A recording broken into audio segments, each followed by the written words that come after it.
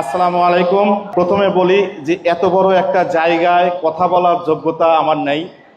তারপরেও আপনারা ছোট বড় ভাই বোনেরা সবাই আমাকে যে ভালোবাসা দিয়েছেন, আপনাদের প্রতি আমি কৃতজ্ঞ প্রকাশ করছি। আমাকে একটু সময় দিবেন। প্রথমে শুরু করি। আমি একজন প্রাক্তন প্রবাসী। আমি দীর্ঘ 20 বছরের উপরে আমি সৌদি আরবে ছিলাম। আমার অনেকেই হয়তো জানেন, আবার কেউ কেউ নাও জানতে পারেন। আপনাদের ভিডিওর মাধ্যমে আমাদের প্রবাসী ভাইদের প্রতি শ্রদ্ধা রাখছি, যে মানুষগুলো আমাদের দেশের জন্য কাজ করে যাচ্ছে, আমাদের তার পরিবারের জন্য কাজ করে যাচ্ছে।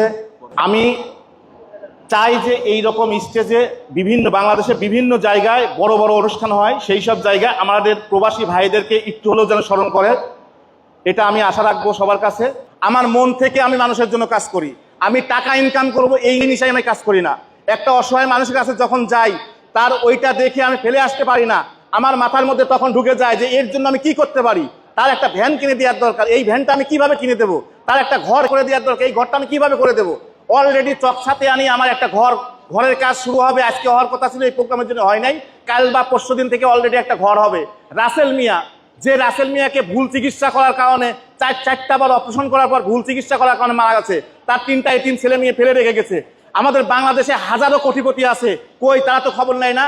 আমার ভিডিও দেখে অলরেডি অনেকেই কমেন্ট করছে, ভাই এই রাসেল মিয়ার বাড়ির পাশে তো 3তলা 4তলা বিল্ডিং, তারা কি এই রাসেল মিয়ার খবর নেয় না। আমরা চাই যে এই রকম রাসেল মিয়ার পাশে আমরা কন্টেন্ট ক্রিয়েটর এই রকম রাসেল মিয়ার পাশে দাঁড়িয়ে থেকে দেখতে চাই যে আপনাদের বড় লোকের টাকা পয়সার দরকার নাই, বাংলাদেশের কন্টেন্ট ক্রিয়েটররাই যথেষ্ট।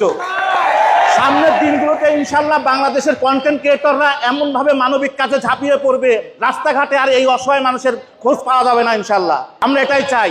আর একটা কথা বলি, আপনারা যখনই মানবিক কাজ করতে যাবেন দেখবেন আপনাদেরকে নিয়ে বাজে কথা বলবে, এই টাকা মেরে দিয়েছে, এই ভিউ ব্যবসা করে।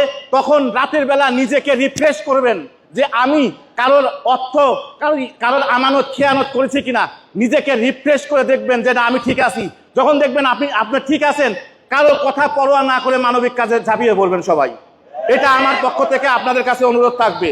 কারণ আমরা বলতে পারি, করতে পারি না।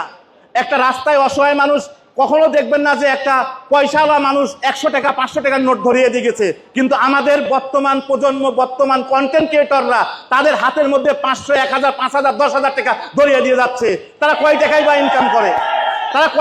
ইনকাম করে। আমি কিন্তু কোটিপতি না। আমাকে নিয়ে 2-4 জন ছবি উঠতেছে, এর মানে আমি অনেক কিছু হয়ে গেছি না। আমি কিন্তু অনেক কিছু হই নাই। আমাকে অনেকেই মানবতার ফেরিওয়ালার ট্যাগ দেন, এই ট্যাগটা আমাকে দিবেন না। আবারও বলি যে আমাকে আপনারা একজন সেবক হিসাবে আমার মতো করে কাজ করতে দেন।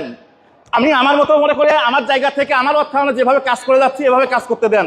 আমাকে কেউ মানবতার ফেরিওয়ালা বলবেন না। মানবতার ফেরিওয়ালা অনেক বড় জায়গা, যে জায়গায় যাওয়ার সাধ্য আমার নাই। একজন সেলিব্রিটি অনেক বড় একটা জায়গা, যেমন নাদির অন দ্য গো, আপনারা ওনার ভিডিওগুলো দেখেন, যেমন সালাউদ্দিন সুমন ভাই, এইসব মানুষগুলো হচ্ছে সেলিব্রিটি। এইসব মানুষগুলো হলো প্রকৃত ব্লগার, যারা সারা বিশ্ব ভ্রমণ করে, সারা বিশ্বকে উপস্থাপন করে, আমাদের দেশকে উপস্থাপন করে। এই জন্য বলবো তাদের প্রতি শ্রদ্ধা। আরো অনেক বড় বড় সেলিব্রিটি আছে, এরাই হলো প্রকৃত সেলিব্রিটি। আমি হঠাৎ করে আমার 2-1 জন ফলোয়ার বেড়ে গেছে, এর মানে যে আমি সেলিব্রিটি হয়ে গেছি, বিষয়টা এমন না। সেলিব্রিটি অনেক বড় একটা জায়গা, মানবতার ফেরিওয়ালা অনেক বড় একটা জায়গা। আপনাদের প্রতি আপনার কাছে ক্ষমা চেয়ে নিচ্ছি, অনেক কথা বলে ফেলেছি। ইনশাআল্লাহ আরো কিছু কথা পরবর্তী বলবো। আবারও বলি, কেউ কোনো কথা বলতে চাইলে সুন্দরভাবে একজনের মাধ্যমে এসে এখানে বলতে পারবেন। আমার কথায় যদি কোনো ভুল ত্রুটি হয়ে থাকে ক্ষমা দৃষ্টিতে দেখবেন।